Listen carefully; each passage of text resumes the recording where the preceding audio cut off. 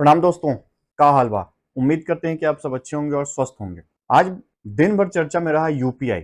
बहुत लोग कहने लगे यार अब वॉलेट का जमाना दोबारा से आ गया। वो फोन वाला वॉलेट नहीं, जो फिजिकल वॉलेट होता है, जो हम जेब में रख के चलते हैं, उसका कि अब कैश लेके चलना पड़ेगा। यूपीआई पे कौन चार्ज देगा? इतना सारा सरकार ने इस पे चार्जेस लगा दिया है। अब तो यूपीआई फ्री नहीं रहा, इतने इतने चार्जेस पे करने पड़ेंगे, बेकार है, ये है वो है। दिन भर की इस चर्चा के बाद, चाहे वो ऑफिस हो, ऑनलाइन बहुत सारे लोग पोस्ट कर रहे थे। मेरा रिएक्शन तो कुछ नहीं था, क्योंकि मैंने इस पे अभी कुछ रिसर्च नहीं किया था, कुछ इसके बारे में जानकारी हासिल नहीं की थी एक्चुअली में ये चार्जेस कैसे लगाए गए हैं, क्या है। तो दिन भर के ये यूपीआई चर्चा के बाद जब मैंने इसकी डिटेल्स जानकारी करने की कोशिश की, कुछ ऑनलाइन कुछ वीडियोस और जो गवर्नमेंट की साइट्स है उस पे, तो एक्चुअली में मैंने जो सारी डिटेल्स देखी वो दिन भर के सुनी सुनाई बातों से बिल्कुल ही डिफरेंट थी। तो मैंने सोचा कि ये जो अफवाह चल रहा है कि यूपीआई पे चार्जेस है, नहीं है, लगना है, क्या है, कितना लगना है, कब लगना है और किसको लगना है, इस पे एक डिटेल जानकारी वीडियो होनी चाहिए, ताकि सबका जो है वो कंफ्यूजन दूर हो सके।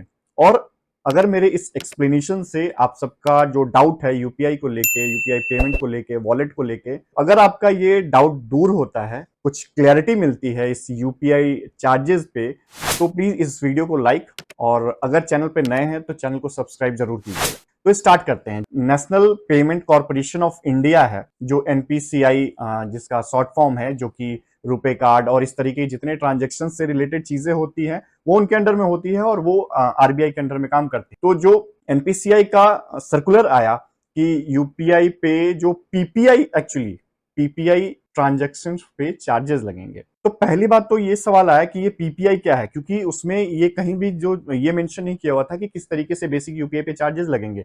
इसमें सीधा सीधा यही मेंशन था कि पीपीआई ट्रांजेक्शंस जो होंगे उसके थ्रू जो चार्जेस लगेंगे, जिसमें फ्यूल में 0.5% है, वैसे ही पोस्ट ऑफिस और एजुकेशन पे 0.7% है, एंड आपका जो किराना दुकान से रिलेटेड जो चीजें हो गई उस पे 1.1% है, और कुछ एक चीजों पे 1% है। यानी कि अगर कुल मिला के हम बात करें तो 3-4 कैटेगरी है, जिसमें अगर आप 100 रुपए की ट्रांजेक्शन करते हैं तो 1.1%, मतलब जो भी आप किराना दुकान वगैरह पे अगर ट्रांजेक्शन करते हैं तो 100 रुपए में आपको 1 रुपए 1 पैसे का जो चार्ज बैंक चार्ज करेगी उसका जिक्र किया गया है। पर एक्चुअली ये चार्ज किसे करना है और ये चार्ज कौन पे करेगा और किस कंडीशन में पे करेगा, ये जानकारी बहुत जरूरी है। जब भी हम पेमेंट करते हैं तो हम वॉलेट के थ्रू और यूपीआई, जब हम किसी का बारकोड अगर हम जाके दुकान पे स्कैन किया, हमने मान लो पेटीएम का हम ऑप्शन ले लेते हैं, तो हमने जब बारकोड स्कैन किया यूपीआई के लिए, तो जो हमारा मेन बाय डिफॉल्ट ऑप्शन आता है मैक्सिमम कंडीशंस में, वो आता है कि बैंक्स, उस एप्लीकेशंस के साथ जितने भी हमने यूपीआई बैंकों की जो लिस्ट कर रखा होगा, जो रजिस्टर कर रहा होगा, उसके ऑप्शन आते हैं। स्कैन करते ही उस पे हम बाय डिफॉल्ट वो क्लिक होता है, उसके थ्रू हम पेमेंट कर लेते हैं। लेकिन इस कंडीशन में आपको यूपीआई के कोई भी चार्ज पे नहीं करने हैं, चाहे वो 2000 से कम का ट्रांजेक्शन हो, चाहे वो 2000 से ज्यादा का ट्रांजेक्शन हो। तो फिर से मैं एक बार क्लियर कर रहा हूं कि यूपीआई के थ्रू जब आप बारकोड स्कैन करके पे करते हैं, अपने बैंक को सेलेक्ट करके डायरेक्टली, जनरली जो हम यूपीआई करते हैं, यूपीआई का सीधा सीधा मेन यूज वही करते हैं कि बारकोड स्कैन किया या किसी दूसरे के यूपीआई जो आईडी होती है उस पर हम भेज देते हैं, और हमारे बैंक से सीधा उसके बैंक में ट्रांसफर हो जाता है। चाहे वो कोई दुकानदार हो, चाहे कोई आपका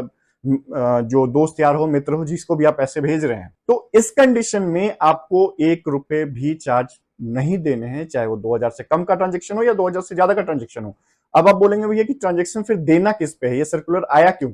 अब दिन भर इतना कंफ्यूजन हुआ कि दोबारा से जो है वो national payment corporation of India ने एक दोबारा ट्वीट किया, और उसमें जो एक सर्कुलर दिया गया उसमें सीधा सीधा मेंशन किया हुआ था यूपीआई इज फ्री। और यूपीआई पहले भी फ्री था, अब भी फ्री है, और इस सर्कुलर के अकॉर्डिंग आगे भी अभी फ्री ही रहेगा। अब बात करते हैं कि ये चार्जेस कहां लगने हैं। जो ये चार्जेस लगने हैं वो पीपीआई पे लगने हैं। पीपीआई यानी कि प्रीपेड पेमेंट इंस्ट्रूमेंट के जरिए जो हम पेमेंट करेंगे। अब ये भाई आप बोलेंगे कि ये पीपीआई मतलब प्रीपेड क्या है? प्रीपेड ये होता है कि जब जैसे कि आपका पेटीएम वॉलेट है, अगर हम इस वॉलेट में पहले से मान लीजिए 1000 रुपए ऐड करके हमने रख दिए, 5000 रुपए ऐड करके रख दिए, जो कि हम पहले करते थे यूपीआई आने से पहले।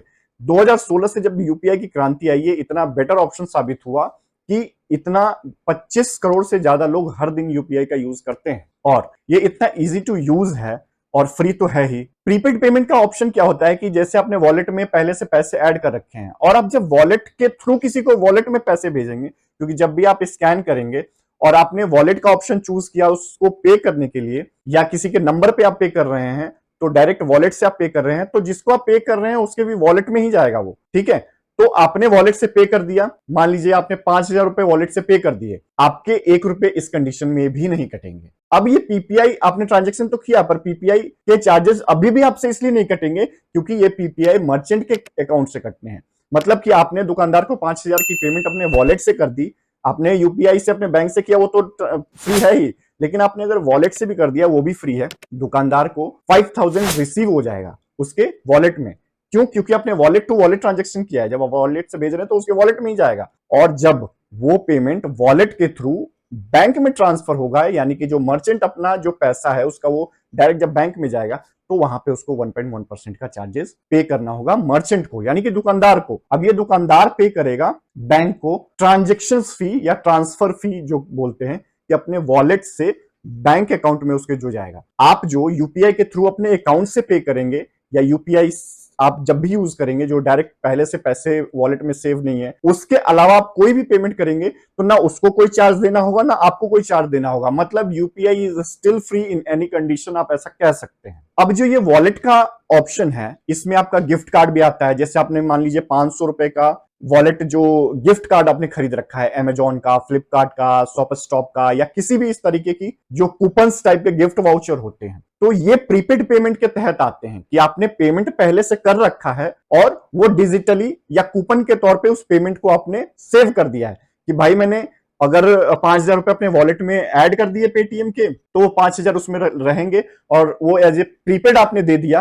परचेजिंग करने से पहले जो हम ट्रांजेक्शन करते हैं उसको प्रीपेड बोलते हैं, परचेजिंग करने के बाद जो हम ट्रांजेक्शन करते हैं उसको पोस्टपेड बोलते हैं। तो यूपीआई जो हम बैंक के थ्रू करते हैं वो हमेशा पोस्टपेड पे काम करता है कि हमने सामान लिया, हमारे उस पेटीएम में पैसे नहीं पड़े, हमारे बैंक में पैसे पड़े हैं और उस बैंक से हमने मर्चेंट को, दोस्त को, साथी को, जिसको भी है पे कर दिया, इस पे कोई चार्जेस नहीं है। और अगर हमने कोई 5,000 से ज्यादा का या 2,000 से ज्यादा का कोई गिफ्ट कार्ड खरीद के रखा हुआ है तो वो क्या हो गया कि वो गिफ्ट कार्ड जो है वो प्रीपेड हो गया, हमने पहले से ही वो खरीद के रखा हुआ है, तो उसको अगर हम यूज करेंगे तो उस केस में भी हमारा कुछ नहीं कटना। हमने 5,000 का गिफ्ट वाउचर दे दिया या हमने 5,000 का अपने वॉलेट से उसको पे कर दिया, लेकिन जब वो दुकानदार अपने वॉलेट से अपने बैंक को ट्रांजेक्ट करेगा तो वो बैंक उसको चार्ज करेगा। अगर वो कूपन जो अमेजॉन का हो, फ्लिपकार्ट का हो या किसी भी मर्चेंट का हो, 2,000 से ऊपर का अगर हमने किसी को देके कुछ परचेज किया है तो हमारा तो फ्री है, लेकिन वो कूपन के थ्रू जब वो अपने बैंक में पैसे कन्वर्ट करेगा, क्योंकि वो कूपन रख के उस पेपर का तो कुछ करेगा नहीं, हमने तो एक कूपन का पेपर उसको दे दिया, लेकिन उस कोड को,